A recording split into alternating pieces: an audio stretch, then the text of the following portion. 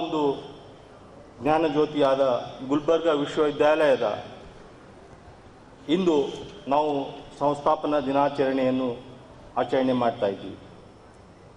ಇವತ್ತಿನ 42ನೇ ಸಂಸ್ಥಾಪನಾ ದಿನಾಚರಣೆಯ ಅಂಗವಾಗಿ ಆಗಮಿಸಿದಂಥ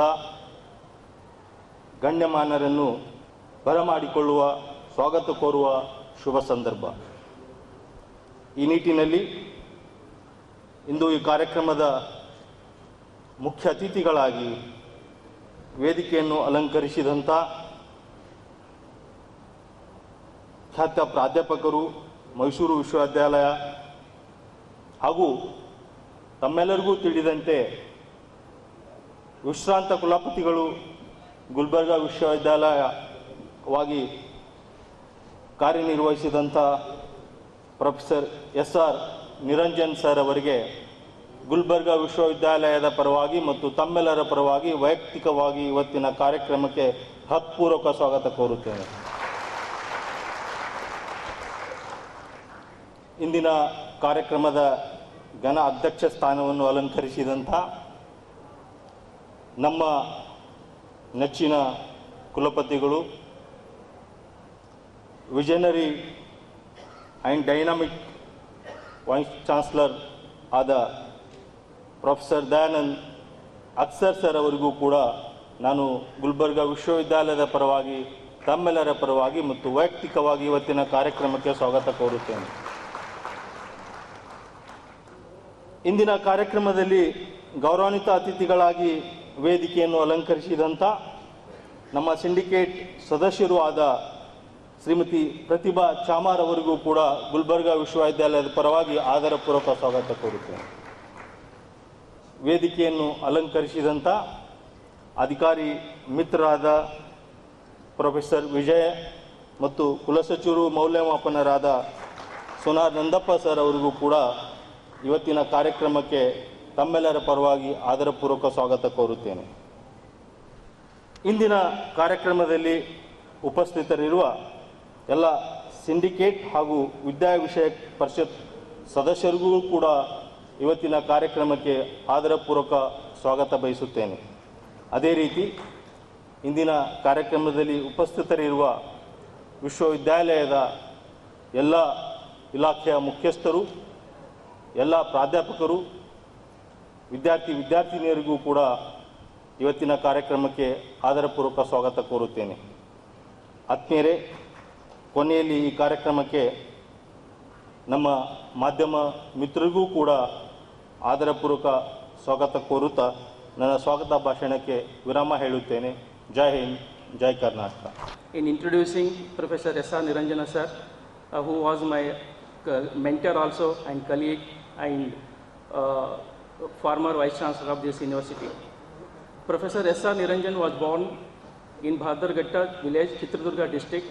He has done BSc, MSc at Mysore University and MPhil in seed pathology and seed technology and PhD in botany from the University of Mysore, and also postdoctoral fellow at the Danish Government Institute of Seed Pathology, Denmark.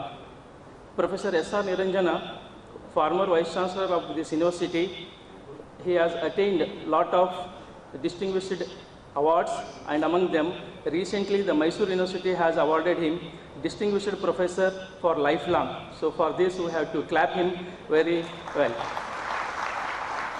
Professor Niranjana also recently he got UGC BSR Faculty Fellowship, which is also a prestigious one, which has been awarded in Karnataka in biotechnology only one person. So for this also I appreciate for sirs this one. And he has worked on various aspects of agriculture as well as sustainable development with his team of research scholars as well as postdoctoral fellow from last 3 decades.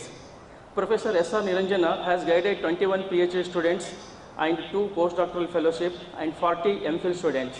And he has published more than 210 research publications in highly reputed international as well as the national journals with an highest H index of 31 and over 3,500 citations to his credits. He has organized about 25 national and international conferences and attended more than 150 national and international seminars, conferences and workshops, and delivered about 75 lead lectures, more than 70 oral and poster presentations. He is the referee of several journals to review the research articles. In view of this, he also held the much more positions. Among them was the Vice Chancellor of Gulbarga University from 2015 to 2019, 4 years, and Chairman of a search committee for many Vice Chancellors. Among them, one is the Vice Chancellor Search Appointment of Bangalore University. And he was the Chairman Research Advisory Committee at Central Silk Research Board, New Delhi. And he was the Chairman Gross Enrollment Ratio Committee, Higher Education Council, Government of Karnataka, and Academic Council member of University of Mysore, and Chairman Department of Studies for thrice at Mysore University, Mysore. And with all his academic credentials, so many research bodies and many academic bodies have awarded fellowship to him. Among them, prominent one are Fellow of the National Academy of Sciences India, that is FNASC, Fellow of National Academy of Agricultural Sciences, FNAAS, and Fellow of National Academy of Biological Sciences, FNABS, and Fellow of Karnataka Science and Technology Academy, Department of Science and Technology, Government of Karnataka in 2021, and Fellow of Indian Phytopathological Society, that is FPSI, and Fellow of Indian Society of Mycology and Plant Pathology, Udaipur, and Fellow of Danish International Development Agency, Danida Fellowship, Denmark. So these are all the various fellowships awarded for him from the various academic bodies. And recently he has been awarded with many awards and honors. Among them is Dr. K.C. Mehta Memorial Award given by the NAS, that is the National Academy of Agricultural Sciences, in the recognition of his agricultural research in seed technology. And Dr. Raja Ramanna, very prestigious award by the State Award for the Scientist of Government of Karnataka. And another one is recipient of Sir C.V. Raman State Award for Young Scientist, Government of Karnataka, and N. Prasad Memorial Lecture Award, and also the recipient of V.P. Bhide Memorial Award. So these are all the awards and honors obtained by our Honorable Professor S.R. Niranjana. And his achievements regarding the very much significant achievements are many, but I am going to mention here only the significant achievements. That is, he has established Asian Seed Health Center at University of Mysore in collaboration with the Danish Seed Health Center, China and Tanzania, in the area of molecular plant pathology as well as and biological control. And he has obtained the Asian network in Asian and African countries, and that has led to him to the Nepal, Bangladesh, Vietnam, China and Tanzania, where he has established the seed technology laboratory in the molecular plant pathology, seed pathology, biological control, and also the host pathogen of the European Union program in collaboration with the Danish Seed Health Center, Denmark, and Burkina Faso and SAU establishment of institute with the biologicals in cereals. And he had established the institutes in the sustainable development sponsored by our MHRD, Government of India. And he has involved in quality of food production and protection in major food crops such as cereals, vegetables, oil seeds and food crops, and microbial pathogens to crops by using the resistant varieties. Prophylactic measures are scientifically investigated and included for food production program in India. And he handled the many projects such as the DST, that is Department, another one DBT, UGC, DANIDA, Advanta, European Union and UGC MHRD projects in plant biotechnology, plant protection and host pathogen interaction. So these are all his credentials, his achievements, awards. So once again, on my behalf and our university behalf, I welcome you, sir. And Honorable President of our this function, Professor Dayanand Aksar. Actually, we don't need any introduction to him, but still I want to tell little about the sir. So Professor Dayanand Aksar assumed the charge of Vice Chancellorship on 22 January 2021, and he is having the 33 years of working experience since 1987. And he worked as a professor in the Department of Microbiology, Gulbarga University since 2017. And with this, he is having a lot of and vast administrative experience as a registrar of Gulbarga University for 3 years, and chairman of the Department of Microbiology for twice, and the director of Planning, Monitoring and Evaluation Board. And he was the student welfare officer of Gulbarga University and coordinator of the VGST of Government of Karnataka programs at our universities. And his research credentials are he is having 37 years of research experience, and he has guided about 21 PhDs and 9 MPhils and 75 international and national publications and 3 international book chapters. And he has presented several presentations, invited talks, lead lectures at national and international scholarly presentations. Those are 45. And he is having H index of scholar, Google Scholar 17, and Scopus is 19, and his citations are 1124, and wherein the Scopus is significant, that is 367 impact, 367. And he has total impact factor of his research credentials are 54.516, which is very highest of 5.807. And this is his research credentials. And recently he has developed a novel microorganisms that has been published in many of one new genus and 6 new species of actinobacteria. So these are our Professor Dayanand Aksar's credentials, research credentials. Once again, on behalf of you and our university, I welcome you, sir, for this great achievement.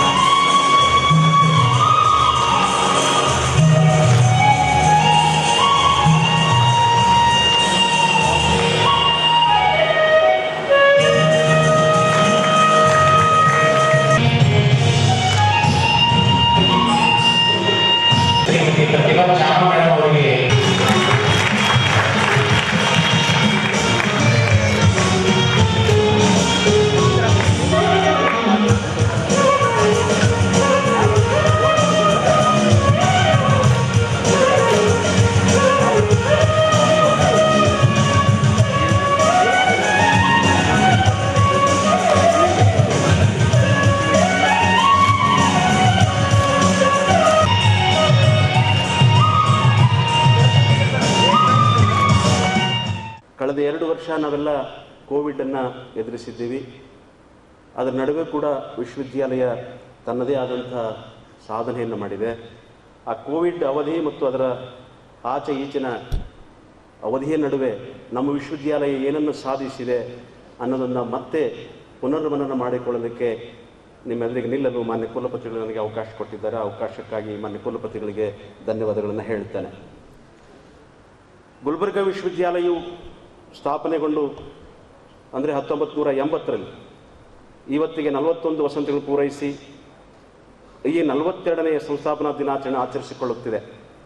ಇದು ಕಲ್ಯಾಣ ಕರ್ನಾಟಕದ ತುಂಬ ಹಿರಿಯ ವಿಶ್ವವಿದ್ಯಾಲಯವಾಗಿ 4 ದಶಕಗಳ ಅವಧಿಯಲ್ಲಿ ಲಕ್ಷ ಸ್ನಾತಕ ಹಾಗೂ ಸ್ನಾತಕೋತ್ತರ ಪದವೀಧರರನ್ನು ರೂಪಿಸಿದ್ದಲ್ಲದೆ ಸಂಶೋಧನಾ ಕ್ಷೇತ್ರದಲ್ಲಿ ಎಂಫಿಲ್ ಮತ್ತು PhD ಪದವೀಧರರನ್ನು ನಾಡಿಗೆ ನೀಡಿದೆ. ಆ ಮೂಲಕ ಸಾಹಿತ್ಯಿಕ, ಸಾಂಸ್ಕೃತಿಕ, ಸಮಾಜವೈಜ್ಞಾನಿಕ ಶ್ರೇಷ್ಠ ಪರಂಪರೆಯನ್ನು ಹೊಂದಿ ನಾಡಿಗೆ ಜೀವ ತುಂಬುವ ಕೆಲಸದಲ್ಲಿ ತೊಡಗಿದೆ. ವಿಶೇಷವಾಗಿ ಕಲ್ಯಾಣ ಕರ್ನಾಟಕ ಪ್ರದೇಶದ ಉನ್ನತ ಶಿಕ್ಷಣದ ಅಭ್ಯುದಯಕ್ಕಾಗಿ ನಿರಂತರವಾಗಿ ಕಳೆದ 4 ದಶಕಗಳಿಂದ ಶ್ರಮಿಸುತ್ತಿದೆ. ಈ ಎಲ್ಲ ಕಾರಣಗಳಿಂದ ಗುಲ್ಬರ್ಗಾ ವಿಶ್ವವಿದ್ಯಾಲಯವು ಅಭಿವೃದ್ಧಿ ಪಥದ ಕೆಲವು ವಿಶ್ವವಿದ್ಯಾಲಯಗಳು ಒಂದಾಗಿದೆ. ಬೋಧನೆ, ಸಂಶೋಧನೆ ಮತ್ತು ಪ್ರಕಟಣೆ ಮೂಲಕ ರಾಜ್ಯದ, ದೇಶದ ಪ್ರತಿಷ್ಠಿತ ವಿದ್ವಾಂಸರ ಸಂಸ್ಕೃತಿ ಚಿಂತಕರ ಗಮನ ಸೆಳೆದು ಹೆಮ್ಮೆಯ ಶಿಕ್ಷಣ ಸಂಸ್ಥೆ ಎಂದು ಹೇಳಿದರೆ ಅತಿಶಯೋಕ್ತಿಯಾಗಲಾರದು. ಕಲಾ, ಸಮಾಜ ವಿಜ್ಞಾನ, ವಾಣಿಜ್ಯ ಹಾಗೂ ನಿರ್ವಹಣಾ ನಿಕಾಯ, ಶಿಕ್ಷಣ, ಕಾನೂನು ಹೀಗೆ ಈ ಎಲ್ಲ ನಿಕಾಯಗಳ ಶಿಕ್ಷಕರು, ಶಿಕ್ಷಕೇತರರು ಸಕ್ರಿಯವಾಗಿ ವಿಶ್ವವಿದ್ಯಾಲಯದ ಬೆಳವಣಿಗೆ, ಈ ಪ್ರದೇಶದ ಬೆಳವಣಿಗೆ ಶ್ರಮಿಸುತ್ತಿದ್ದಾರೆ. ಇಲ್ಲಿರುವ ಪ್ರಾಧ್ಯಾಪಕರು ಉತ್ಕೃಷ್ಟ ಸಂಶೋಧನೆಯಿಂದಾಗಿ ಅನೇಕ ರಾಜ್ಯ, ರಾಷ್ಟ್ರಮಟ್ಟದ, ಅಂತಾರಾಷ್ಟ್ರೀಯ ಮಟ್ಟದ ಕೀರ್ತಿಯನ್ನು ಪಡೆದಂಥವರಿದ್ದಾರೆ. ಗುಲ್ಬರ್ಗಾ ವಿಶ್ವವಿದ್ಯಾಲಯ 3ನೇ ಆವೃತ್ತಿಯ ಸ್ವಯಂ ಪರೀಕ್ಷೆ ಒಡ್ಡಿಕೊಂಡಿತ್ತು. ನ್ಯಾಕ್ನಲ್ಲಿ ನಮಗೆ ಎ ಗ್ರೇಡ್ ಬಂದೇ ಬರುತ್ತದೆ ಎಂಬ ಭರವಸೆ ಆಗಿನ ಕುಲಪತಿಗಳಾದ SR ನಿರಂಜನ್ ಅವರು, ಈಗಿನ ಕುಲಪತಿಗಳಾಗಿರ್ತಕ್ಕಂಥ ಅವತ್ತು ಕುಲಸಚಿವರಾಗಿರ್ತಕ್ಕಂಥ ಪ್ರೊಫೆಸರ್ ದಯಾನಂದ್ ಅವರು ಆಸೆ ಇಟ್ಕೊಂಡಿದ್ದೀವಿ. ಆದರೆ ಕೂದಲೇ ಅಂತರದಲ್ಲಿ ಅಂದರೆ 2.92 ಪಾಯಿಂಟ್ ಪಡೆಯುವ ಮೂಲಕ 92 ಪಡೆಯುವ ಮೂಲಕ ಬಿ ಗ್ರೇಡ್ ತೃಪ್ತಿ ಪಡಬೇಕಾಯಿತು. ಸಂಶೋಧನಾ ಕ್ಷೇತ್ರದಲ್ಲಿ ಗುಣಮಟ್ಟದ ಸಂಶೋಧನೆ ನಡೆಯಬೇಕು ಎಂಬ ಮಹದುದ್ದೇಶದಿಂದ ಎಂಫಿಲ್ ಹಾಗೂ PhD ಅಧ್ಯಯನ ಪ್ರವೇಶ ಪರೀಕ್ಷೆ ಮಾಡುವ ಮೂಲಕ ಒಂದು ಮಹತ್ವವನ್ನು ತಂದುಕೊಡಲಾಗಿದೆ. ಇದಲ್ಲದೆ ಸ್ನಾತಕ ಹಾಗೂ ಸ್ನಾತಕೋತ್ತರ ಪದವಿ ಪರೀಕ್ಷೆಗಳಿಗೆ ಕ್ಲಸ್ಟರ್ ಪದ್ಧತಿಯನ್ನು ಅಳವಡಿಸಲಾಗಿದೆ. ಬೋಧನಾಂಗ, ಆಡಳಿತನಾಂಗ, ಪರೀಕ್ಷಾಂಗ ಜೊತೆಗೆ ಪ್ರಸಾರಾಂಗ ವಿಶ್ವವಿದ್ಯಾಲಯದ ಪ್ರಕಟಣೆ ಪ್ರಮುಖ ಅಂಗವಾಗಿದೆ. ವಿಶ್ವವಿದ್ಯಾಲಯದ ಹೊರಗಿರ್ತಕ್ಕಂಥವರಿಗೆ ಜ್ಞಾನ ಕೊಡುವಂಥ ಕೆಲಸ ಅದು ಮಾಡುತ್ತದೆ. ಪಠ್ಯೇತರ ಪುಸ್ತಕಗಳಾದ ಪ್ರಚಾರೋಪನ್ಯಾಸ ಮಾಲೆ, ಸಾಮಾನ್ಯ ಪುಸ್ತಕ, ತ್ರೈಮಾಸಿಕ ಪತ್ರಿಕೆ ಮುದ್ರಿಸಿ ಪ್ರಕಟಿಸಲಾಗುತ್ತದೆ. ಈ ಹಂತದಲ್ಲಿ ಕೋವಿಡ್ ಕಾರಣಕ್ಕಾಗಿ ಕೆಲವು ಕಡಿಮೆ ಪ್ರಮಾಣದ ಕೆಲಸವನ್ನು ಮಾಡಲಾಗಿದೆ. ಕಲ್ಯಾಣ ಕರ್ನಾಟಕ ಪ್ರದೇಶ ಕನ್ನಡ ಹಾಗೂ ಇತರೆ ಭಾಷೆಯ ಲೇಖಕರಿಗೆ, ಜನಪದ ಕಲಾವಿದರಿಗೆ, ಸಮಾಜ ವಿಜ್ಞಾನದ ಲೇಖಕರಿಗೆ, ಗಡಿನಾಡು ಲೇಖಕರಿಗೆ, ಪ್ರಕಾಶಕರಿಗೆ ಪ್ರಶಸ್ತಿ ನೀಡುವುದಲ್ಲದೆ ಈ ಭಾಗದ ಪ್ರಕಾಶಕರಿಗೂ ಕೂಡ ಪುಸ್ತಕ ಬಹುಮಾನ ಕಳೆದ 30 ವರ್ಷಗಳಿಂದ ನೀಡುತ್ತಾ ಬಂದಿದೆ. ಇಲ್ಲೊಂದು ಮಾತು ನೆನೆಯಲೇಬೇಕು. ಪ್ರೊಫೆಸರ್ SR ನಿರಂಜನ್ ಅವರು, ಪ್ರೊಫೆಸರ್ ದಯಾನಂದ್ ಸರ್ ಅವರು ಈ 2 ವರ್ಷಗಳ ಹಿಂದೆ ವಿಜ್ಞಾನ ವಿಭಾಗದ ಲೇಖಕರು ಕೂಡ ಒಂದು ವಿಶೇಷ ರಾಜ್ಯ ಮಟ್ಟದ ಪ್ರಶಸ್ತಿ ನೀಡಬೇಕು ಅಂತೇಳಿ ತೀರ್ಮಾನ ತಗೊಂಡ್ರು. ಅದು ನಮ್ಮಲ್ಲಿ ಚಾಲ್ತಿಯಲ್ಲಿದೆ ಅಂತಕ್ಕಂಥದ್ದು. ಈ ವರ್ಷದಿಂದ ಅಂಬೇಡ್ಕರ್ ಅವರ ಕುರಿತು ಕನ್ನಡದಲ್ಲಿ ಬರೆದ ಪುಸ್ತಕಕ್ಕೆ ಗೌರವಧನ ಕೊಡುವುದನ್ನು ನಾವು ಪ್ರಾರಂಭಿಸಿದ್ದೇವೆ. ಸಣ್ಣ ಕಥಾ ಪ್ರಕಾರದಲ್ಲಿ ಕನ್ನಡ ರಾಜ್ಯೋತ್ಸವದಂದು ದಿವಂಗತ ಜಯಜಿತ್ ರಾಜ್ ಪುರೋಹಿತ್ ಅವರ ಸ್ಮರಣಾರ್ಥ ರಾಜ್ಯ ಮಟ್ಟದ ಪ್ರಶಸ್ತಿ ನೀಡುವ ಏಕೈಕ ವಿಶ್ವವಿದ್ಯಾಲಯ ನಮ್ಮದಾಗಿದೆ. ಪರಿಸರ ವಿಜ್ಞಾನ ಪ್ರಯೋಗಾಲಯಕ್ಕೆ ಸರ್ಕಾರದಿಂದ 4 ಕೋಟಿ ರೂಪಾಯಿಗಳು ಮಂಜೂರಾಗಿದ್ದು, ಇತ್ತೀಚೆಗಷ್ಟೇ ಸದರಿ ಕಟ್ಟಡವನ್ನು ಉನ್ನತ ಶಿಕ್ಷಣ ಸಚಿವರು ಉದ್ಘಾಟನೆಗೊಳಿಸಿದ್ದಾರೆ. ಅದರ ನೇತೃತ್ವವನ್ನು ಪ್ರಸ್ತುತ ವಿಶ್ವವಿದ್ಯಾಲಯದ ಪ್ರಸ್ತುತ ಕುಲಪತಿ ಆಗಿದ್ದಂಥ ದಯಾನಂದ್ ಅವರು ನೇತೃತ್ವ ವಹಿಸಿದ್ದರು. ವಿವಿಧ ನಿಕಾಯಗಳ ಪ್ರಾಧ್ಯಾಪಕರಿಂದ ಸಾಕಷ್ಟು ಮೌಲಿಕವಾದ ಸಂಶೋಧನಾ ಲೇಖನಗಳನ್ನು ರಾಷ್ಟ್ರ, ಅಂತಾರಾಷ್ಟ್ರೀಯ ಮಟ್ಟದ ಪತ್ರಿಕೆಗಳಲ್ಲಿ ಪ್ರಕಟಿಸಿ ಕೀರ್ತಿ ಗುಲ್ಬರ್ಗಾ ವಿಶ್ವವಿದ್ಯಾಲಯದ್ದಾಗಿದೆ.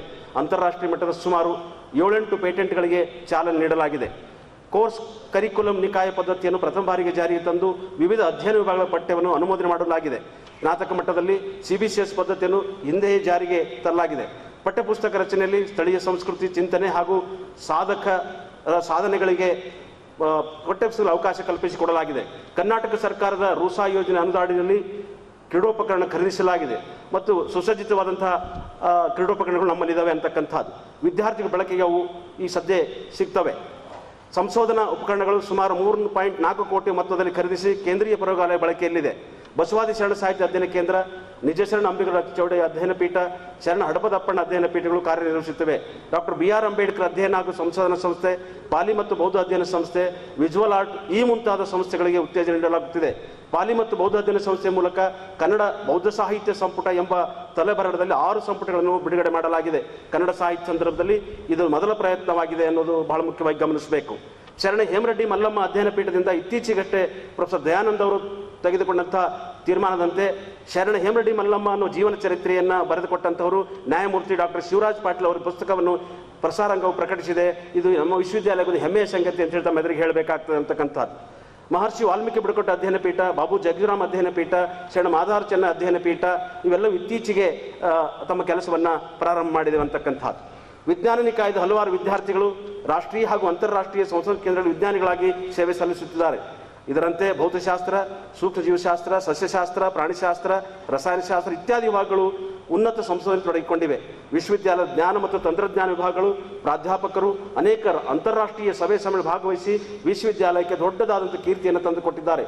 ಇದಲ್ಲದೆ ವಿಜ್ಞಾನ ಕ್ಷೇತ್ರಕ್ಕೆ ಸಂಬಂಧಿಸಿದಂತೆ ಅಂತಾರಾಷ್ಟ್ರೀಯ ಮಟ್ಟದ ವಿವಿಧ ಒಪ್ಪಂದಗಳು ಮಾಡಿಕೊಂಡು ವಿಶ್ವವಿದ್ಯಾಲಯದ ಕಾರ್ಯವ್ಯಾಪ್ತಿಯನ್ನು ವಿಸ್ತರಿಸುವ ಮೂಲಕ ವಿಶ್ವವಿದ್ಯಾಲಯ ಘನತೆಗೆ ಅವರು ಹೆಚ್ಚಿಸಲು ಕಾರಣರಾಗಿದ್ದಾರೆ.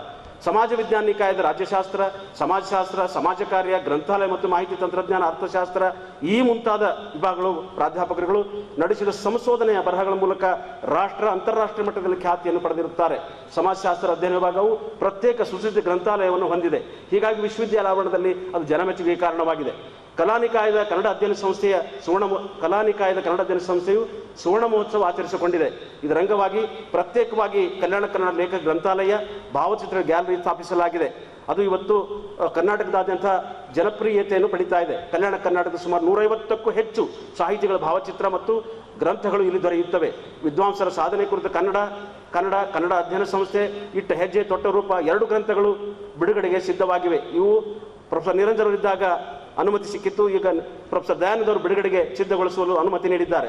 ವಿಶೇಷವೆಂದರೆ ಅಂಬೇಡ್ಕರ್ ವಿಷಯ ವಿಶ್ವಕೋಶ, ದಲಿತ ವಿಷಯ ವಿಶ್ವಕೋಶ ಅಂತ ಮಹತ್ವದ ಯೋಜನೆ ಮುಕ್ತಾಯ ಹಂತದಲ್ಲಿವೆ. ಇತ್ತೀಚೆಗೆ ಕರ್ನಾಟಕ ಶಿಲ್ಪಕಲಾ ಅಕಾಡೆಮಿ ನೆರವಿನಿಂದ ಬುದ್ಧ, ಬಸವ, ಅಂಬೇಡ್ಕರ್, ಕುವೆಂಪು, ಬೇಂದ್ರೆ ಮುಂತಾದ ಗಣ್ಯರ 20 ಜನ ಕಲಾವಿದರಿಂದ ಫೈಬರ್ ಮಾಧ್ಯಮ ಸಿದ್ಧಗೊಂಡ ಪ್ರತಿಮೆಗಳು ನೋಡುಗರಿಗೆ ಗಮನ ಸೆಳೀತಾ ಇದ್ದಾವೆ ಕನ್ನಡ ಅಧ್ಯಯನ ಸಂಸ್ಥೆಯಲ್ಲಿ. ಈ ಎಲ್ಲ ಯೋಜನೆಗಳಿಗೆ ಇಂದಿನ ಅತಿಥಿಗಳು ನಮ್ಮ ವಿಶ್ವವಿದ್ಯಾಲಯದ ಹಿಂದಿನ ಕುಲಪತಿಗಳಾದ ಪ್ರೊಫೆಸರ್ SR ನಿರಂಜನ್ ಅವರು ಚಾಲನೆ ನೀಡಿದ್ದಾರೆ ಎಂದು ಹೇಳಲು ಹೆಮ್ಮೆ ಎನಿಸುತ್ತದೆ. ಪ್ರಾಧ್ಯಾಪಕರು ರಾಜ್ಯ, ರಾಷ್ಟ್ರ, ಅಂತಾರಾಷ್ಟ್ರೀಯ ಮಟ್ಟದಲ್ಲಿ ಗುರುತಿಸುವಂಥ ಪ್ರಕರಣ ಹೊರತಂದಿದ್ದಾರೆ. ಕನ್ನಡ ಅಧ್ಯಯನ ಸಂಸ್ಥೆ ಕಳೆದ 2 ವರ್ಷಗಳಲ್ಲಿ ರಾಜ್ಯ ರಾಷ್ಟ್ರೀಯ ಸಮ್ಮೇಳನ ಯಶಸ್ವಿಯಾಗಿ ನೆರವೇರಿಸಿದೆ. ಪ್ರೊಫೆಸರ್ HT ಬೋತೆ ಅವರ ಜಾನಪದ ಜ್ಞಾನ ವಿಜ್ಞಾನ ಎಂಬ ಕೃತಿಗೆ 2021 ಸಾಲಿನ ಪುಸ್ತಕ ಬಹುಮಾನವನ್ನು ಕರ್ನಾಟಕ ಸರ್ಕಾರ ಜಾನಪದ ಅಕಾಡೆಮಿ ಕೊಡಮಾಡಿದೆ. ಅದಲ್ಲದೆ ಅಖಿಲ ಭಾರತ ಶರಣ ಸಾಹಿತ್ಯ ಪರಿಷತ್ತಿನ ಪ್ರತಿಷ್ಠಿತ ಗೋರುಚ ಜಾನಪದ ಪ್ರಶಸ್ತಿಯು ಪ್ರೊಫೆಸರ್ HT ಬೋತೆ ಅವರಿಗೆ ಸಂದಿದೆ. ಪಾಲಿ ಮತ್ತು ಬೌದ್ಧ ಅಧ್ಯಯನ ಸಂಸ್ಥೆಯ ಮೂಲಕ ಪ್ರಾರಂಭಿಸಿದ ಕರ್ನಾಟಕ ಬೌದ್ಧ ಕೇಂದ್ರಗಳ ಸಚಿತ್ರ ಪುಸ್ತಕ ಈ ಯೋಜನೆ ಅಂತಿಮ ಹಂತದಲ್ಲಿದೆ. ರಾಜ್ಯದಲ್ಲೇ ಮೊದಲ ಯೋಜನೆ ಅನ್ನೋದನ್ನು ಗಮನಿಸಬೇಕು. ಗುಲ್ಬರ್ಗಾ ವಿಶ್ವವಿದ್ಯಾಲಯದ ಮಹತ್ವದ ಸಂಗತಿ ಎಂದರೆ ಗ್ರಂಥಾಲಯ.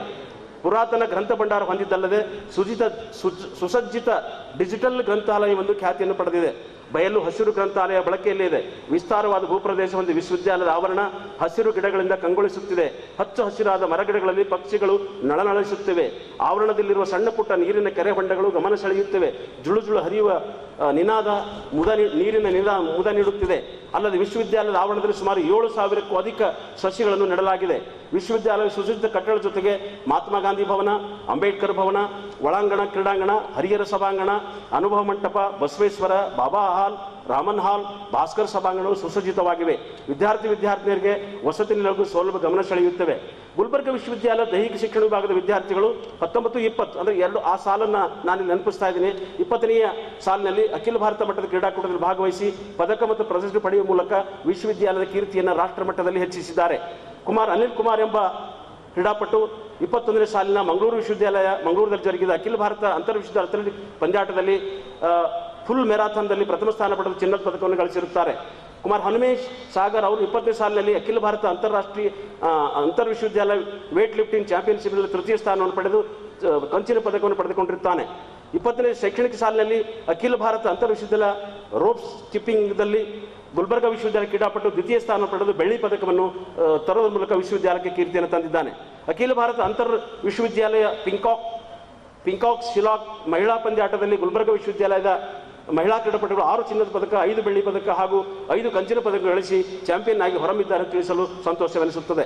ಗುಲ್ಬರ್ಗ ವಿಶ್ವವಿದ್ಯಾಲಯದ ವಿದ್ಯಾರ್ಥಿ ಕಲ್ಯಾಣ ವಿಭಾಗವು ಸ್ನಾತಕೋತ್ತರ ವಿದ್ಯಾರ್ಥಿ ವ್ಯಕ್ತಿತ್ವವನ್ನು ವಿಕಸನಪಡಿಸುವ ದೃಷ್ಟಿಯಿಂದ ಹಲವು ಸಾಂಸ್ಕೃತಿಕ ಚಟುವಟಿಕೆಗಳನ್ನು ಹಮ್ಮಿಕೊಂಡು ವಿದ್ಯಾರ್ಥಿಗಳ ಇಚ್ಛಾಶಕ್ತಿ, ಒಳ್ಳೆಯ ವಿಚಾರ ಮತ್ತು ರಾಷ್ಟ್ರೀಯ ಏಕತೆಯನ್ನು ಮೂಡಿಸಲು ಕಾರ್ಯನಿರ್ವಹಿಸುತ್ತಿದೆ. 20ನೇ ಸಾಲಿನಲ್ಲಿ ವಿಶ್ವವಿದ್ಯಾಲಯದ ವಿದ್ಯಾರ್ಥಿಗಳು ತಮಿಳುನಾಡು ಅಲಗಪ್ಪ ವಿಶ್ವವಿದ್ಯಾಲಯ ಕರೇಕುಡಿಯಲ್ಲಿ ಜರುಗಿದ ದಕ್ಷಿಣ ವಲಯದ ಅಂತರ್ ವಿಶ್ವವಿದ್ಯಾಲಯಗಳ ಸಾಂಸ್ಕೃತಿಕ ಯೋಜನೋತ್ಸವದಲ್ಲಿ ಭಾಗವಹಿಸಿ ಸಂಗೀತ ಹಾಗೂ ಲಲಿತಕಲೆ ಸಾಂಸ್ಕೃತಿಕ ಸ್ಪರ್ಧೆ ಪ್ರಥಮ ಸ್ಥಾನವನ್ನು ಪಡೆದಿದ್ದಾರೆ.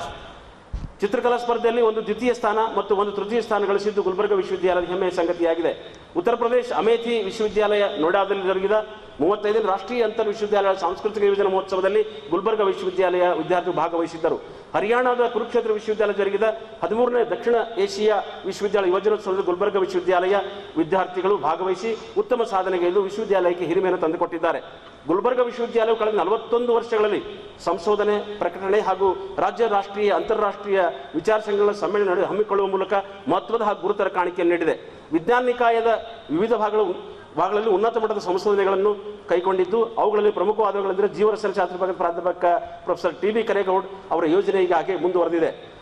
ಪರಿಸರ ಮಾಲಿನ್ಯ ತಡೆಗಟ್ಟುವಿಕೆಯಲ್ಲಿ ಯಶಸ್ವಿಯಾಗಿದ್ದು ವಿಶ್ವವಿದ್ಯಾಲಯಕ್ಕೆ 2020 ಭಾರತ ಸರ್ಕಾರ ಪೇಟೆಂಟ್ ಲಭಿಸಿದ್ದು ನಮ್ಮ ಗುಲ್ಬರ್ಗ ವಿಶ್ವವಿದ್ಯಾಲಯದ ಹೆಗ್ಗಳಿಕೆಯಾಗಿದೆ. ಸೂಕ್ಷ್ಮ ಜೀವಶಾಸ್ತ್ರ ವಿಭಾಗದ ಪ್ರಸ್ತುತ ನಮ್ಮ ವಿಶ್ವವಿದ್ಯಾಲಯ ಕುಲಪತಿಗಳಾದ ಪ್ರೊಫೆಸರ್ ದಯಾನಂದ ಅಕ್ಸರ್ ಅವರು ಕೈಗೊಂಡ ಸಂಶೋಧನೆಯಿಂದ ಆಂಟಿಕಮೆಸ್ಟ್ರಿ ಎಂಬ ಬಲಯುತವಾದ ತಳಿಯಿಂದ ಔದ್ಯೋಗಿಕ ಪರಿಸರ ಹಾಗೂ ವ್ಯವಸಾಯದ ಮಾಲಿನ್ಯವನ್ನು ತಡೆಗಟ್ಟುವಲ್ಲಿ ಸಹಕಾರಿಯಾಗಿದ್ದನ್ನು ಕಂಡುಕೊಂಡಿದ್ದು ಇದರ ಪೇಟೆಂಟ್ಗಾಗಿ ಭಾರತ ಸರ್ಕಾರಕ್ಕೆ ಅವರು ಅರ್ಜಿಯನ್ನು ಸಲ್ಲಿಸಿದ್ದಾರೆ. ಗುಲ್ಬರ್ಗ ವಿಶ್ವವಿದ್ಯಾಲಯ ಇತ್ತೀಚಿನ ದಿನಗಳಲ್ಲಿ ರಾಷ್ಟ್ರೀಯ ಹಾಗೂ ಅಂತಾರಾಷ್ಟ್ರೀಯ ವಿಶ್ವವಿದ್ಯಾಲಯಗಳ ಮತ್ತು ಸಂಶೋಧನಾ ಸಂಸ್ಥೆಗಳಿಂದ ಒಪ್ಪಂದ ಮಾಡಿಕೊಂಡಿದ್ದು ಅವುಗಳ ಸಹಯೋಗದಲ್ಲಿ ಉನ್ನತ ಮಟ್ಟದ ಸಂಶೋಧನೆ ಕೈಗೊಳ್ಳಲು ಸಹಕಾರಿಯಾಗಿದೆ.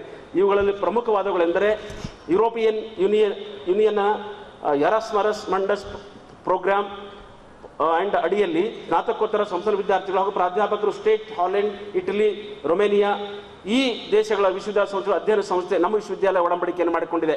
ಸೊ ಹೀಗೆ ಅನೇಕ ಒಡಂಬಡಿಕೆಗಳನ್ನು ಮಾಡಿಕೊಳ್ಳುವ ರಾಷ್ಟ್ರೀಯ, ಅಂತಾರಾಷ್ಟ್ರೀಯ ಮಟ್ಟದಲ್ಲಿ ವಿಶ್ವವಿದ್ಯಾಲಯ ಅನೇಕ ಒಡಂಬಡಿಕೆ ಮಾಡಿಕೊಳ್ಳುವ ಮೂಲಕ ರಾಜ್ಯದಲ್ಲಿಯೇ ಒಂದು ಹೆಜ್ಜೆ ಮುಂದಿದೆ ಅಂತ ಹೇಳ್ಬೋದು.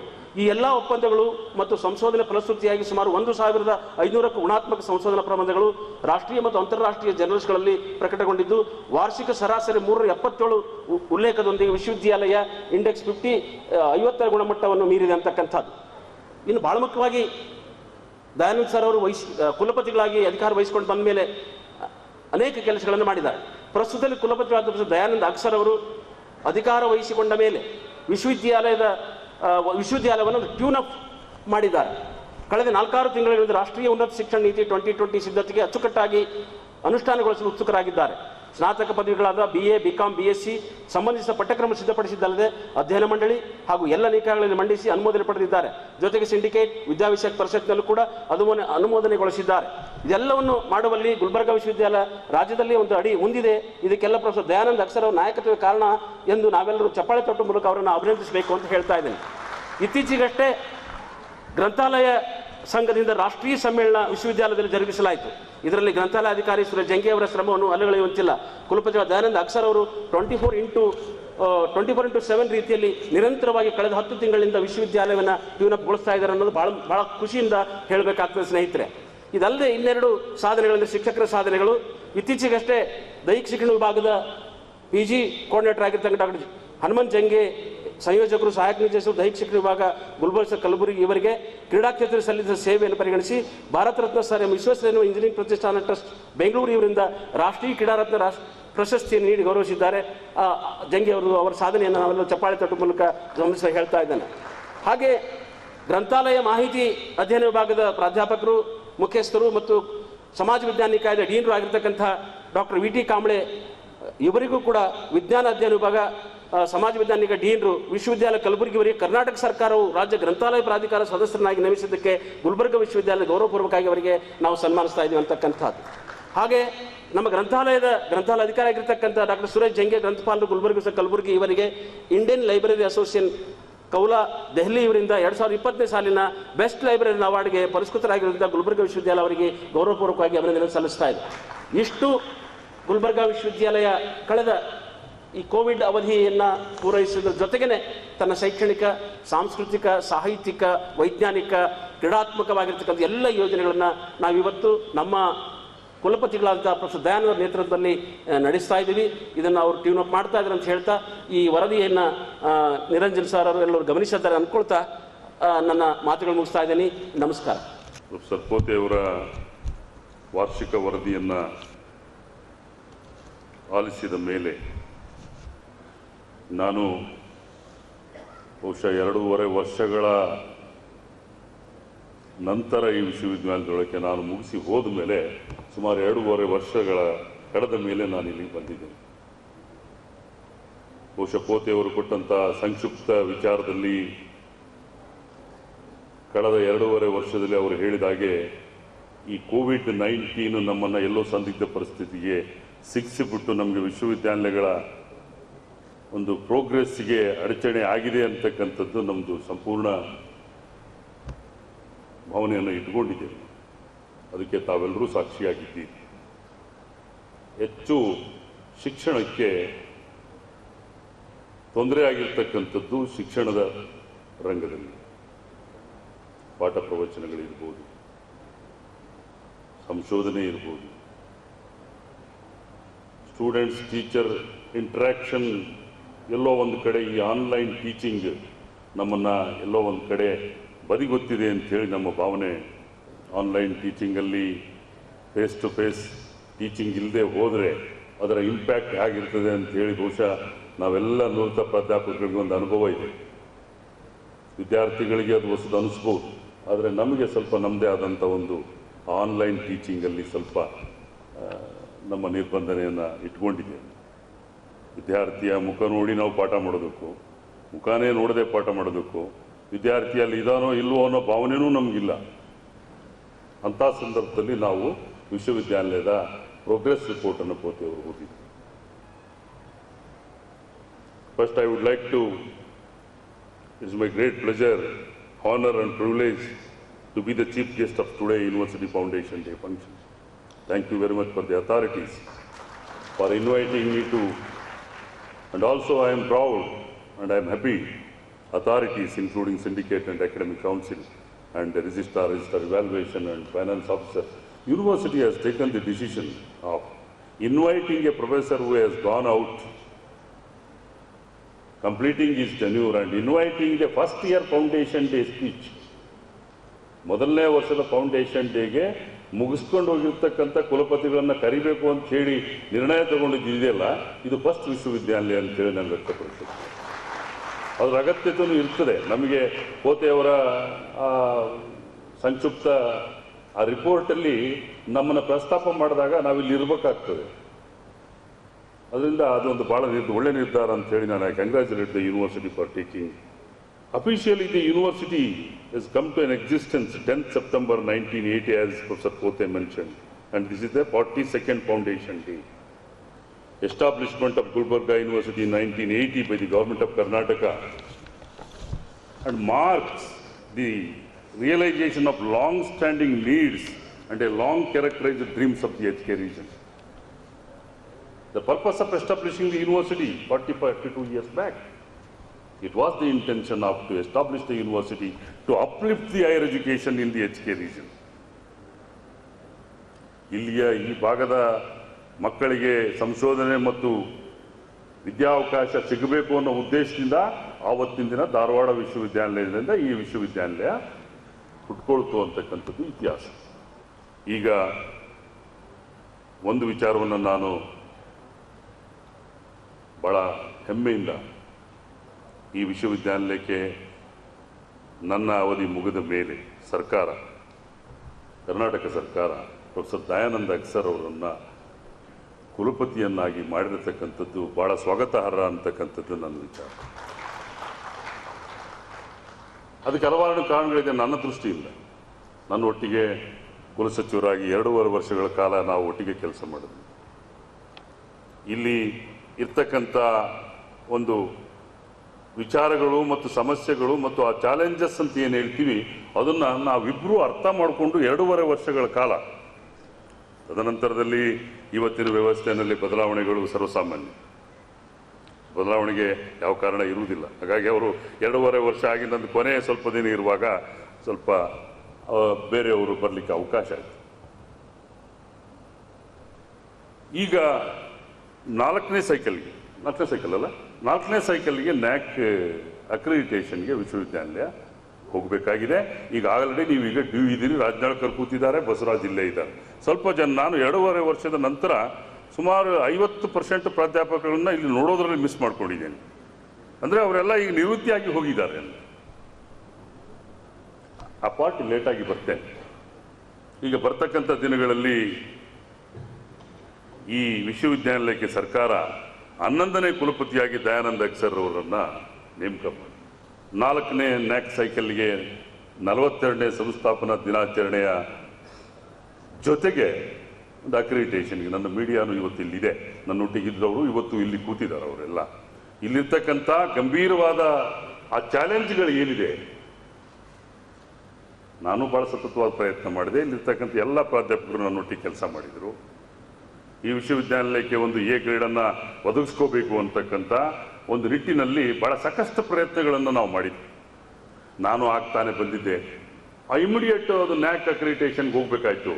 ಆಗ ಇದ್ದಂಥ ಪ್ರಾಧ್ಯಾಪಕರು ಇಲ್ಲಿರ್ತಕ್ಕಂಥವ್ರು ಬಸವರಾಜ್ ಇದ್ದಾರೆ, ರಾಜನಾಳ್ಕರ್ ಇದ್ದಾರೆ, ಎಲ್ಲ ಪ್ರೊಫೆಸರ್ಗಳು ಭಾಳ ಜನ, JS ಪಾಟೀಲ್ರು, ಮಹೇಶ್ವರಪ್ಪನವರು, GR ನಾಯ್ಕರು, ಅವ್ರನ್ನೆಲ್ಲ ಈ ಸಂದರ್ಭದಲ್ಲಿ ನಾನು ಅನ್ಕೊಳ್ತೀನಿ. ಯಾಕಂತ ಹೇಳಿದರೆ ಅವತ್ತಿನ ದಿನ ವಾರ್ಪೂಟಲ್ಲಿ ನಾವು ವಿಶ್ವವಿದ್ಯಾನಿಲಯವನ್ನು ಅಕ್ರಿಡಿಟೇಷನ್ಗೆ ಒಳಪಡಿಸ್ಬೇಕಾಯ್ತು.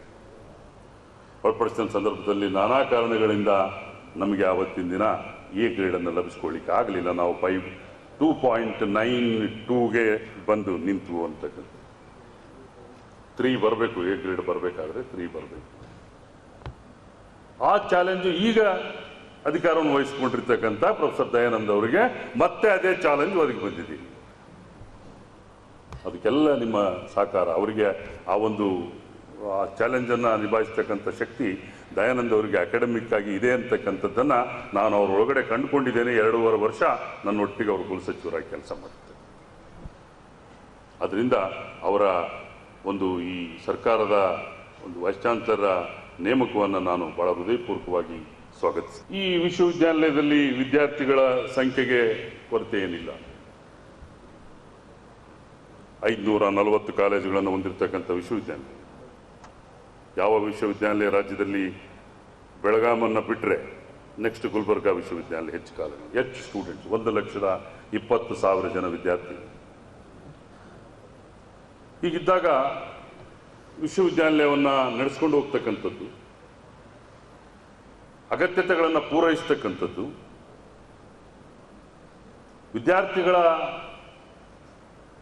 ಆ ಡಿಮಾಂಡ್ ಡ್ರಿವನ್ ಎಜುಕೇಷನ್ ಅಂತ ಇದೆಯಲ್ಲ, ಅದನ್ನು ನಾವು ಒದಗಿಸ್ತಕ್ಕಂಥ ಕೆಲಸ ಅಥಾರಿಟೀಸ್ಗೆ ಮತ್ತು ಸಿಂಡಿಕೇಟ್ಗೆ ಮತ್ತು ಅಕಾಡೆಮಿಕ್ ಕೌನ್ಸಿಲ್ಗೆ ಬಹಳ ದೊಡ್ಡ ಜವಾಬ್ದಾರಿಯಾಗಿದೆ. ಕಾರಣ ವಿಶ್ವವಿದ್ಯಾನಿಲಯಗಳು ಇವತ್ತು ತನ್ನಷ್ಟಿಗೆ ತಾನೇ ತನ್ನ ಸ್ವಂತಕ್ಕೆ ಸಸ್ಟೈನ್ ಆಗ್ತಕ್ಕಂಥ ಪರಿಸ್ಥಿತಿ ನಿರ್ಮಾಣ ಆಗಿದೆ. ಅದು ಎಕನಾಮಿಕ್ ಆಗಿರ್ಬೋದು, ಜಿಯೋಗ್ರಫಿಕಲ್ ಆಗಿರ್ಬೋದು, ಮ್ಯಾನ್ ಪವರಲ್ಲಿ ಇರ್ಬೋದು. ಇಂಥ ಸಂದರ್ಭದಲ್ಲಿ ನಾವು ಯೂನಿವರ್ಸಿಟಿಗಳನ್ನು ಅರ್ಥ ಮಾಡ್ಕೋಬೇಕಾಗ್ತದೆ. ನೀವೆಲ್ಲ ಇವಾಗ ಅಂಡರ್ ಗ್ರಾಜುಯೇಟಿಂದ ಯೂನಿವರ್ಸಿಟಿಗೆ ಬಂದಿದ್ದೀರಿ. ಆ ಡಿಫರೆನ್ಸನ್ನು ನೀವು ತಿಳ್ಕೋಬೇಕಾಗ್ತದೆ. ನಿಮಗೆ ಒಂದು ಆ ನ್ಯಾಷನಲ್ ಆ್ಯಂಡ್ ಇಂಟರ್ನ್ಯಾಷನಲ್ ಸ್ಟೇಟಸ್ಸನ್ನು ತಿಳ್ಕೊಳ್ಳುವಂಥ ಶಕ್ತಿಯನ್ನು ನೀವು ಪಡ್ಕೊಳ್ಳದೆ ಹೋದರೆ ಇಲ್ಲಿರ್ತಕ್ಕಂಥ ಸಂಶೋಧಕರು, ಪ್ರಾಧ್ಯಾಪಕರು, ವಿದ್ಯಾರ್ಥಿಗಳು ಆ ಯೂನಿವರ್ಸಿಟಿಯನ್ನು ಅರ್ಥ ಮಾಡ್ಕೊಳ್ಳಿಕ್ಕೆ ನಿಮಗೆ ಸಮಯದ ಅಭಾವ ಆಗಬಾರದು ಅಂತಕ್ಕಂಥ. ಅದಕ್ಕೆ ನಾನು ಮುಂದೆ ಬರ್ತಕ್ಕಂಥ ಒಂದು 25-30 ನಿಮಿಷ ನಾನು ತಗೊಳ್ತೇನೆ. ದಯಾನಂದ ಸರ್ ಅವರು ಹೇಳಿದ್ದಾರೆ ನಿಮ್ಮದೇ ಟೈಮ್ ಸರ್ ಅಂತ. ಅದಕ್ಕೆ ನಾನು ಒಂದು 4 ಪಾರ್ಟನ್ನು ನಿಮ್ಮ ಮುಂದೆ ಇಡ್ತೇನೆ. ಚಾಲೆಂಜಸ್ ಏನೇನಿದೆ ನಿಮ್ಮ ಹತ್ರ, ಯಾವ ಸ್ಟೇಟಸಲ್ಲಿ ನಾವು ಇದ್ದೇವೆ. University has to characterise and redefine. This is hour to redefine the universities. After independence, what was the status of the university? What is the present status of the university? You have to characterize, compare your university to the international standard. The way how we are characterizing, my dear students, you go back and see that we are civilizing and surviving in the society, and we are proud of our heritage of many tested knowledge systems, wisdom, and including the one of higher education and research. As we know that 2 of our prehistoric universities, namely Takshashila and Nalanda, you have heard what was the a status of Takshashila and Nalanda. The universities were reported to be the prominent seats of higher learning compared to the less known universities such as Vikramasila, Vallabhai, Sompura and Vadantapuri. We have started our education long back. Now it is again Nalanda and Takshashila has reopened. As per the archaic record of Takshashila and Nalanda University, they had a student drawn from countries like China, Indonesia, Korea, Japan, Persia and Turkey, Iran. According to the Chinese traveler Heinstein, at one point of time, in Nalanda University there were more than 10,000 students. More than 10,000 students and 2,000 faculty members, with as many as 68 subjects being taught in Nalanda University and Takshashila University. The message that we got from the historical account is that our ancient universities had a true university character. What is an university character? How you are going to characterize the university? Based on the knowledge, based on expertise available in the university, based on infrastructure, based on student strength? No. You see that the message, the character in the university is a large number of students from different countries, and by offering, we have to open the door for the different countries to run the universities. Not only putting the students of our local region. And the second point is that the arrays of subjects ranging from arts to astronomy and philosophy to politics. This was the complete vision of Nalanda Takshashila University. This is what we call the true multinational and multidisciplinary nature. You have to go for the multinational and multidisciplinary. This kind of diversity and heterogeneity exists even today in some of the top universities of the world. That culture we wanted to inculcate. What is that existence of heterogeneity? Instance, the Harvard University, 22,000 students. If you take the Harvard University, my dear students, you try to open your brain for the international exposure. Now, Oxford, Stanford, matarte now. Yenid Oxford, Stanford, Cambridge University. What for these universities are famous? Why these universities are famous in education? Why our own students are not getting the seats in Oxford and Cambridge? What is the standard of that university? And where I am studying in Gulbarga University or any other university in the country, you compare those universities, Oxford and Cambridge. Why? The Stanford University enrolled 16,500 students from 76 countries. Nim jotege ಎಷ್ಟು ಜನ country students ಗೆ ನಿಮ್ಮೊಟ್ಟಿಗಿದ್ದಾರೆ? You try to see that. ಯಾಕೆ ಅಲ್ಲ, one question I wanted to put. These universities are 1,000-year-old universities. 800-year-old university. Gulbarga is not a 1,000-year-old university or the 800-year-old. We are the history of 41 years of this. ನಾವು 800 ವರ್ಷ ಆಗುವಾಗ ನಮ್ಮದು standard ಅಲ್ಲಿ ಬರ್ಬೋದೇನೋ. But we need that much of effort to take this university as a standard of Oxford or Stanford. For example, the Stanford University and the Peking University way back in 2005 are more than 25 students from 80 countries. How these universities are attracting international students? Namge yaake aagta illa? Namge, what is the problem in attracting international students? Then Russia and China now had a 330,000 foreign students in its 2,000 plus universities with 3% GDP. China is spending 3% GDP.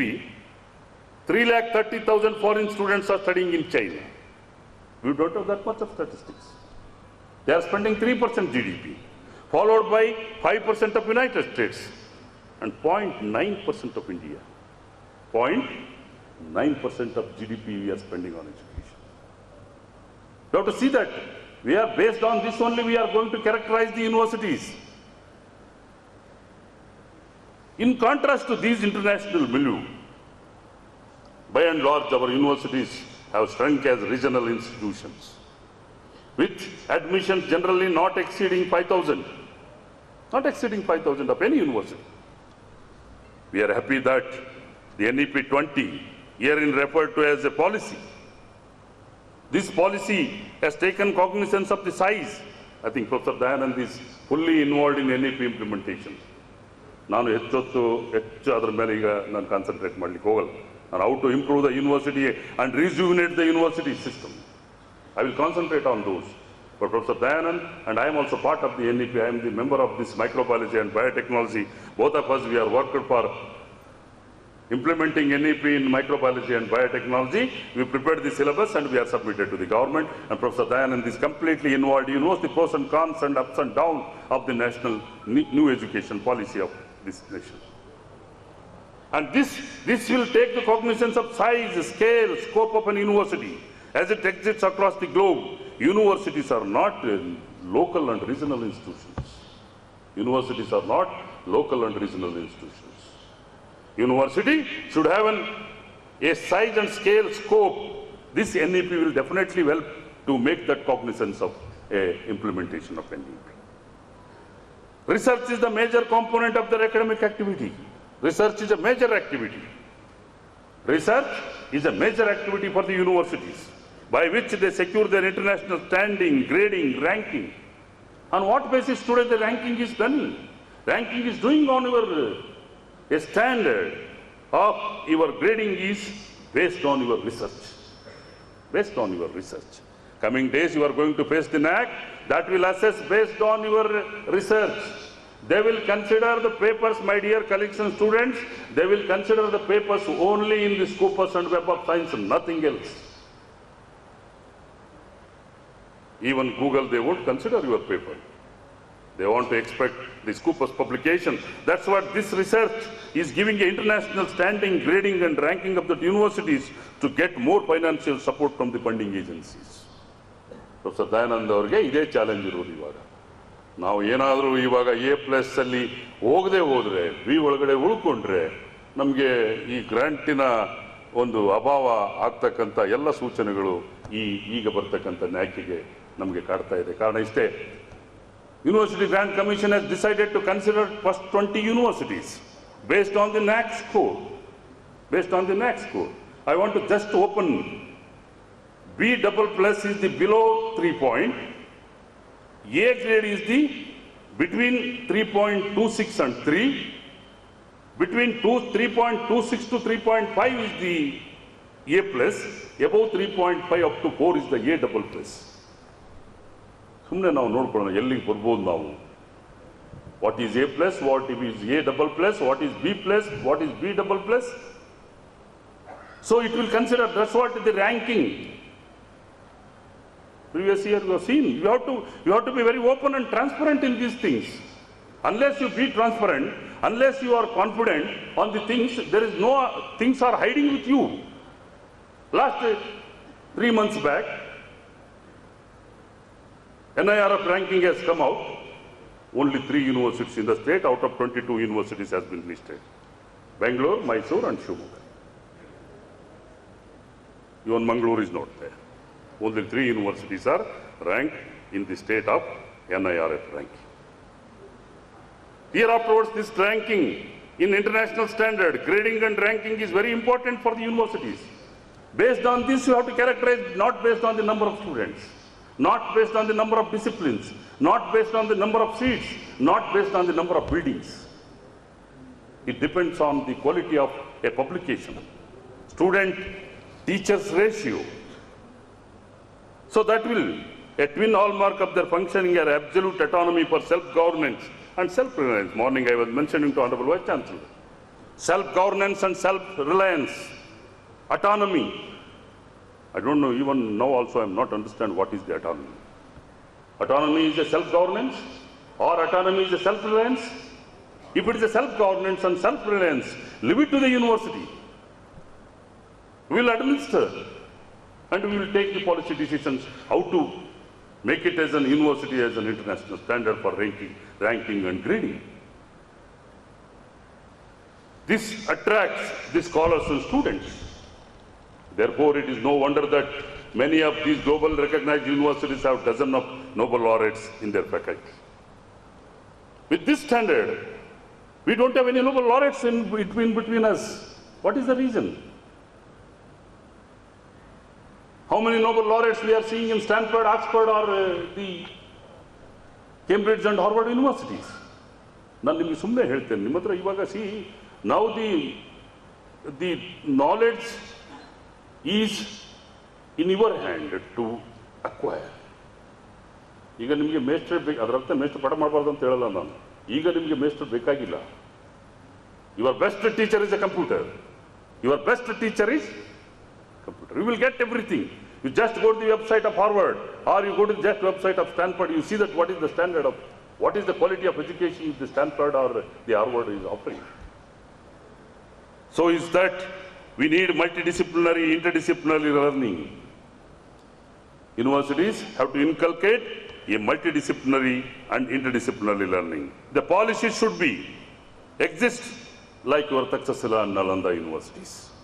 You make the policies like that. And the very important point I wanted to emphasize here, governance of universities of global repute are free from all external unsolicited interference. Anyway, we should not. We should not. And this is not the place for that. It does not suffer from the IMS such as regionalism, favoritism, fanaticism, communalism, and nepotism. It is only the attribute used to constantly uphold the merit. It should not be. You have to away from that. No regionalism, no favoritism. I don't want to favor any of my students. I want to see the based on merit. What kind of merit you are having? What is your knowledge? And what is your grasping power? What is your capacity to deliver the goods? Based on merit only you have to assess the students. And policy, it is needed timely to laudable attempts to redefine the concept, scope and character of the university and redesign our teaching learning skills induction program accordingly. We have to change our learning skills. We have to change our teaching methodologies. Those days have gone. You can take 20 decades, Rajnalkar, agree with me. We were writing on the board. There was no computer, there was no PowerPoint, there was no even OHP sheets. Those days are the blackboard teaching we are doing. ಅಲ್ವಾ? ಅಲ್ಲಿಂದ ನಾವೀಗ ಆನ್ಲೈನಿಗೆ ಬಂದ್ವಿ. ಆನ್ಲೈನಲ್ಲಿ 2 computer. ಒಂದರಲ್ಲಿ ನಾವು login ಆಗೋದು, ಇನ್ನೊಂದರಲ್ಲಿ ನಾವು ಇನ್ನೊಂದು ಮೂವಿ ನೋಡೋದು, ಅದು ಹೊಡ್ತಾ ಇರ್ತದೆ ಪಕ್ಕದಲ್ಲಿ. Face to face teaching, blackboard teaching, attracting a student for teaching is very important. So this is the characterization we have to see, but we have to compare to the other universities as the international standard, how they are doing. You have in the world, you take it as a globe into cognizance. How other universities are, the top universities are working in this world. Whether we can follow that universities some extent. How to improve the quality in higher education in Karnataka. How to improve now? What is the problem? I told many of problems are there, but there is a scope for improvement. What kind of improvement we can do? We have some measures, if undertaken over a period of say 10 years, should significantly improve the quality. 10 years we need.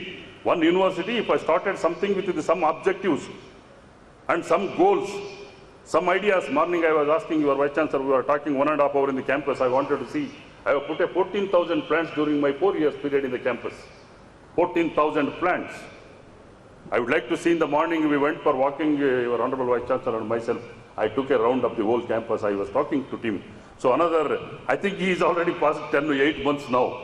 Time will run. So he is in his hand only 3 or 4 months now. Time will go. Innೊಂದು lockdown period ಬಂತು, 3ನೇ wave ಬಂತಂದ್ರೆ 6 ತಿಂಗಳು ಹೋಯ್ತಲ್ಲಿ. So what is your goal? He was telling that his goal is like that. He is a visionary, there is no doubt. Professor Dayanand is a visionary. Everybody should have some vision. How to make it that as a concrete, your vision. Everybody should have vision. So he was making some visions. Today, away with the archaic word affiliating system gradually and make it the colleges, universities as a truly autonomous. Make it as a truly autonomous. I think you have to remove the affiliation system. It is a simple mechanism, is a paperwork. Ask them to work autonomous. And this autonomous on the twin principle of self-governance and self-reliance. This self-reliance and self-governance will help the colleges to take it further. The affiliation system is an old archaic system. We will give the autonomy for them, let them do, because many colleges have got the autonomy. And this will help to improve the universities. College to focus more on the master degree now, Professor Dayanand is involved, NAP. We are going to do that. That NAP will help the students. That NAP, the master degree program preferably of 4 years duration, technically as well as soft skill oriented course, and universities to function as a unitary system with emphasis on the postgraduate studies and objective research of regional and national importance. This NAP will definitely help. NAP is going to help. It will take time. Any new system if you introduce, it will take time to sustain. It will take time to sustain. And improve the teacher-student ratio with competent core faculty. This is very important for the universities. A core faculty has to be appointed. Now we know that manpower is declined. Student ಎಷ್ಟಿದ್ದಾರೆ, ಮೇಸ್ಟ್ರುಗಳು ಎಷ್ಟು ಬೇಕು, core faculty ಯಾರು, competent faculty ಯಾರು, that you have to see, and I appoint the teacher in the student-teacher ratio. And to provide the state-of-the-art infrastructure for both curricular and co-curricular. And introduction of choice-based, credit-based and semester should be associated with the academic strength of the college or postgraduate department. A rosy picture on the paper without academic substance does not bring a desired change. If you want to make a desired change, you see that how much autonomy we are going to give to make it as, and how it will help to strengthen the college and the postgraduate studies. We have given more number of postgraduate centers in the colleges. ಅವ್ರನ್ನ ಯಾರು assess ಮಾಡೋರು? ಇವಾಗ ಕಾಲೇಜಿಗೆ ನಾವು PG course ಕೊಟ್ಟಿದ್ದೇವೆ, ಎಲ್ಲ ಕಡೆ ಕಾಲೇಜಲ್ಲಿ PG ಕೋರ್ಸ್ ಇದೆ, ಅವ್ರನ್ನ ಯಾರು ಅಸೆಸ್ ಮಾಡೋರು? ಅವ್ರಿಗೊಂದು ನ್ಯಾಕ್ ಬರ್ತದೆ ಕಾಲೇಜ್ ಲೆವೆಲ್ಗೆ, ಅವರು ನಮ್ಮ PG ಕೋರ್ಸ್ ಕೊಟ್ಟಿದ್ದೇವೆ. ನಮಗೆ ಅದು ಹೆಲ್ಪ್ ಆಗಬೇಕಾದ್ರೆ ಯೂನಿವರ್ಸಿಟಿಗೆ ಅವರಿಗೆ ಅಟಾನಮಿಯನ್ನು we have to provide. We have to provide the autonomy, otherwise it is difficult to bring the changes. And project work, seminars, interactions with the successful business leaders, internship assignment should part the curriculum of both UG and PG level. To improve, to evolve the novel methods of mobilization through alumni research, collaborative research project at national level and international level. We don't have. Last 5 years, almost no independent projects. I agree, I think teachers will agree with me. No funding, Ambika Prasad, no funding agencies are supporting for teachers for individual projects, joint projects. Now, the globe is also looking forward to the international collaborative projects. Professor Dayanand is having a patent in microbiology. The whole globe is looking towards Dayanand, how this program is to make it as an international collaboration. So then only I told in the beginning, characterize the university. Those who are Stanford, Oxford or any Cambridge university will come to you if you are establishing your kind of research in a collaborative manner of international standard. It needs international standard, and those kind of a research will definitely help to make it the collaboration of national. And this, by availing this institutional financing, it will upgrade the infrastructure.